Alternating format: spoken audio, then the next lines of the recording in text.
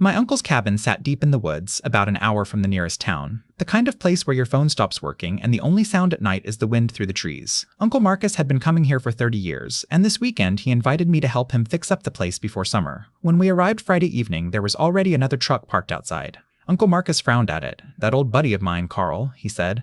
"Haven't seen him in ages. Guess word travels." We walked inside, and there he sat at the kitchen table. He looked at me and smiled, but his eyes never moved. Not once. They stayed fixed on my face like he was trying to read something written behind it. That night, we sat around the fire pit outside. Uncle Marcus told old stories about fishing and building the cabin, but Carl just watched me. He didn't laugh at the funny parts. He didn't talk about himself. He just sat there, motionless, staring.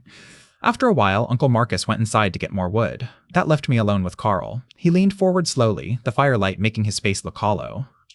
"You know," he said, his voice flat and strange, "I've been coming to these woods for a very long time. Longer than you'd believe." He tilted his head at an odd angle. "Have you ever noticed how animals can tell when something is wrong with a person? Like they can smell it?" He smiled again. "Can you tell?" I didn't sleep well. Sometime around 2 a.m, I heard footsteps outside my window. They stopped right beside the glass. Then there was a knock. 3 soft taps. "Open the door," Carl's voice said, but wrong. Too smooth.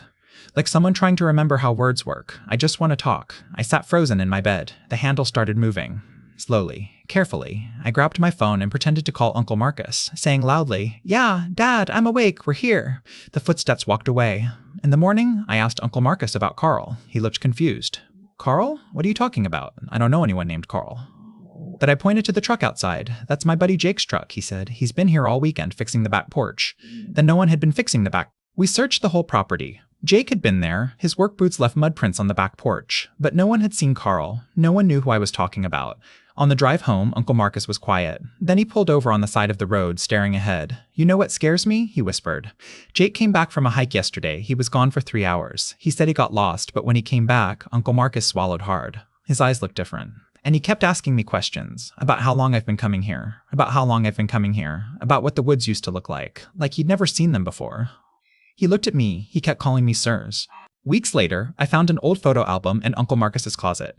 Pictures from over the years at the cabin. There was one from decades ago, Uncle Marcus, his friends, and one man standing at the edge of the trees. He was wearing a faded green hat. The same man from my memory, but in every photo since, he was gone. Vanished. Like he'd never been there at all. Except in my memory. In my memory, he was still practicing. Still learning how to wear a human face. And the worst part, the last time I saw Uncle Marcus, he looked at me and asked very quietly, "How do I know I'm still me?" He asked like he genuinely didn't know the answer. I've stopped answering when people return from the woods. Because sometimes they come back looking exactly the same, but they don't sound right, and they ask too many questions. And the worst part, the last time I saw Uncle Marcus, and I'm afraid that